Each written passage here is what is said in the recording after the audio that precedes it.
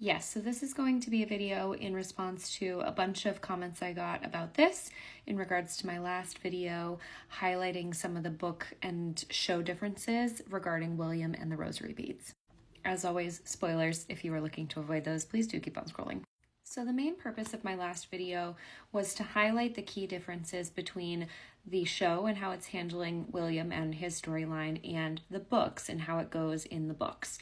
A lot of my followers are new to Outlander and maybe have not read the books yet, and I really like drawing comparisons between the show and the books so that it might encourage you to read them if you like the story of Outlander.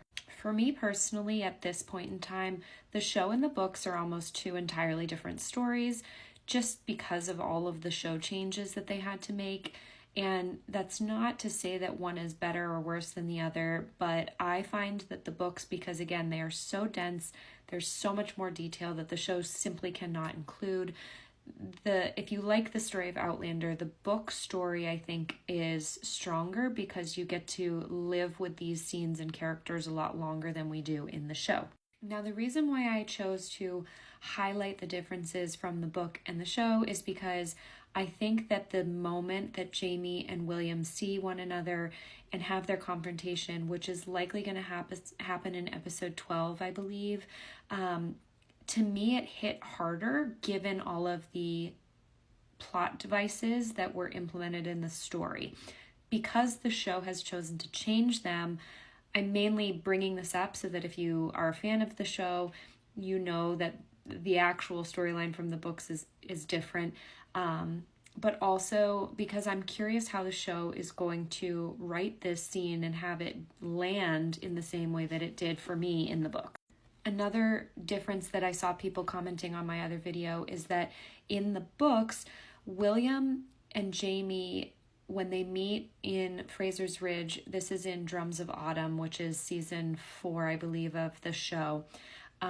In the show, William remembers Jamie as Mac, but he does not in the books. So when you put the two stories up against one another, the show doesn't give William the ability to have this oh my god moment that the books does.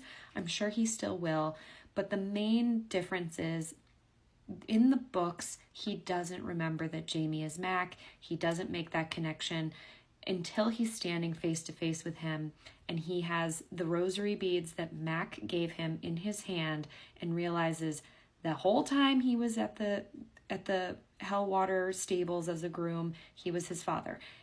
The whole time he was with him at Fraser's Ridge, he was his father. The whole time that Lord John Grey was raising him, he knew who his father was, talked about him, and now his father is married to his stepfather, I should say, is married to his actual father's wife. So the moment just is so overwhelming to William because all of these details that he was not aware of are hitting him all at once. Now in the show, he's already made the connection that Jamie is Mac. He hasn't been carrying around these rosary beads that this man that he revered so much as a child, Mac, gave him. And so I just don't know how they're going to phrase this in a way where it will land the same as the books.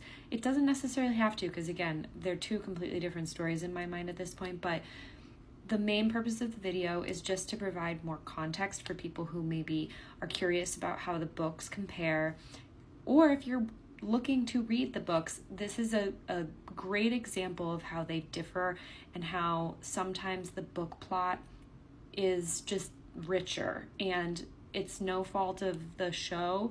I highly doubt they thought they were going to have this many seasons, and a lot of the changes they made earlier on, they were going to have the opportunity to pay off in a big way, but Diana wrote these books in a way that the payoffs are long earned.